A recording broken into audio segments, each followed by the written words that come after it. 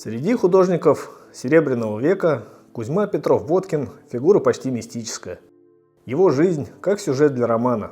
Провинциальное детство, взлет на вершины искусства, страстная любовь к иностранке, измена, прощение, туберкулез, молитва о ребенке и живописи, от которой он не отрешится даже в болезни. Как он умудрился сочетать иконописную строгость с эротическим символизмом, пророческую интуицию с болезненной ранимостью. В этом видео мы постараемся заглянуть за кулисы жизни одного из самых необычных русских художников начала 20 века.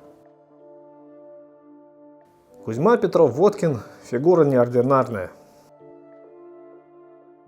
чья судьба была насыщена удивительными поворотами и драматическими зигзагами. Он по праву считается одной из самых знаковых персон в истории русского изобразительного искусства начала 20 века.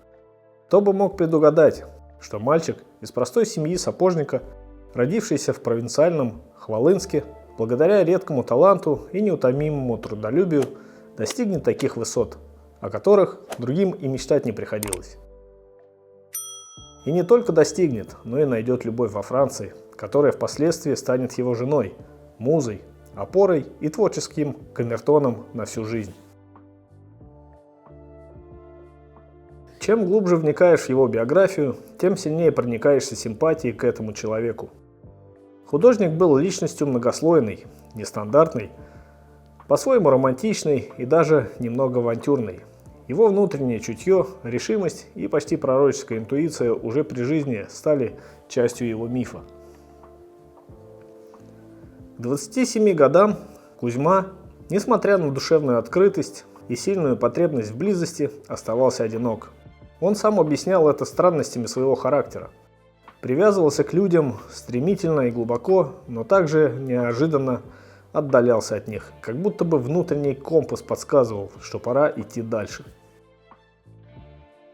Все изменилось весной 1906 года, когда он отправился в Париж после окончания Московского училища живописи, баяния и зодчества. Он мечтал о прикосновении к истокам европейской живописи, искал стиль, искал себя. Однако столичная суета и парижская картинка быстро его утомили. В письмах он признавался: «Неизвестно почему, настроение в большинстве случаев неважное. Париж совершенно не забавляет ни своей огромностью, ни движением».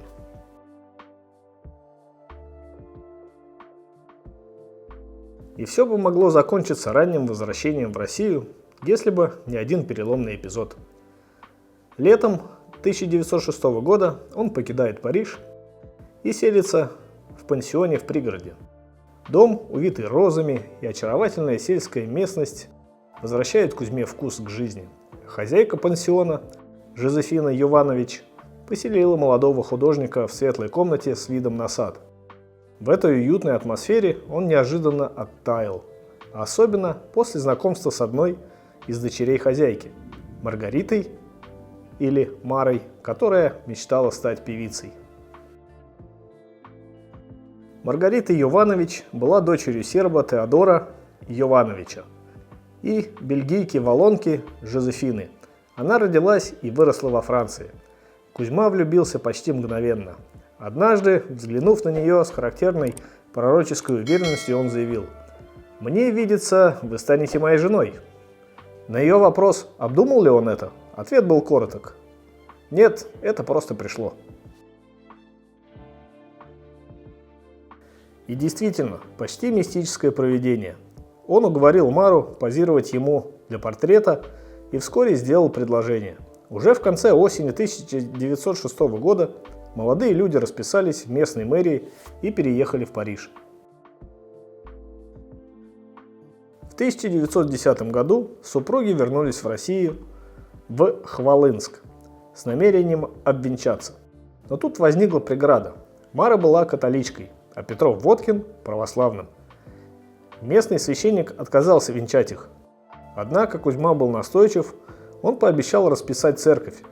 И в итоге священник сдался. Обряд венчания состоялся 28 августа в Крестовоздвиженской церкви. А взамен художник создал монументальное распятие Христово.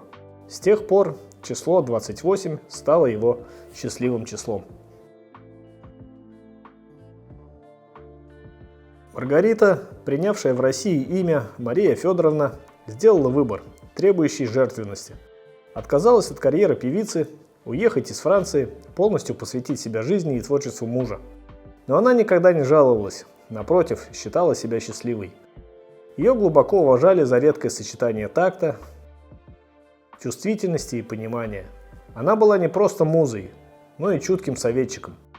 Петров-Водкин нередко сверял свои замыслы с ее мнением, как с музыкальным камертоном.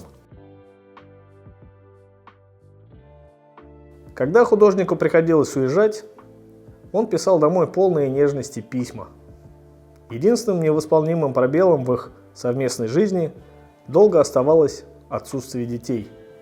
Петров-Водкин, как будто заклиная судьбу, создавал и создавал образы Мадонн с младенцами. И, словно небеса вняли его мольбам, в 1922 году 37-летняя Мария Федоровна забеременела. Беременность протекала тяжело, но все закончилось благополучно. На свет появилась дочь Елена. Но на этом драма их жизни не закончилась. В этот же период в доме жила подруга Марии, пианистка Наталья Кальвайц. Веселая, раскованная, полная романтического огня, она, по признанию современников, внесла в дом атмосферу ребяческой беспечности. И вскоре, после рождения Лены, Наталья также родила от Петрова-Водкина дочь Марию. Для Марии Федоровны это стало тяжелым ударом, но она сумела простить. Наталья вскоре уехала с ребенком в Польшу, и их следы затерялись. Петровы-Водкины прожили вместе 32 года. Даже измена и тяжелые обстоятельства не разрушили их союз. Последние годы жизни художник тяжело болел. В 1928 году у него диагностировали туберкулез. Врачи запретили ему работать с маслом, но он продолжал трудиться, писал акварелями, делал наброски, размышлял о будущем. Многие его планы так и не сбылись. Он умер в 1939 году, похоронен на Волковском кладбище в Ленинграде, ныне Санкт-Петербург. А Мария Федоровна осталась верна памяти мужа. Она передала в дар Хвалынску его письма, документы, личные вещи, фотографии и картины. Всего около 90 предметов. На склоне лет написала мемуары «Мой великий русский муж», в которых искренне и светло рассказывала о жизни рядом с человеком большого дара и непростой судьбы. На фоне других художников той эпохи Петров-Водкин был исключением. Если Малевич уходил в безличную абстракцию, а шагал в лирическую метафизику, если Кандинский искал духовное в беспредметном, то Петров-Водкин соединял в себе иконописную традицию, академическую строгость и смелые формальные поиски. Его знаменитая сферическая перспектива, его красный цвет, наполненный не тревогой, а жизненной энергией, делали его стиль уникальным. Он стал связующим звеном между древнерусской традицией и новым веком, между символом и телесностью, между Россией и Европой. Именно поэтому он остался не просто художником своего времени, а художником вне времени.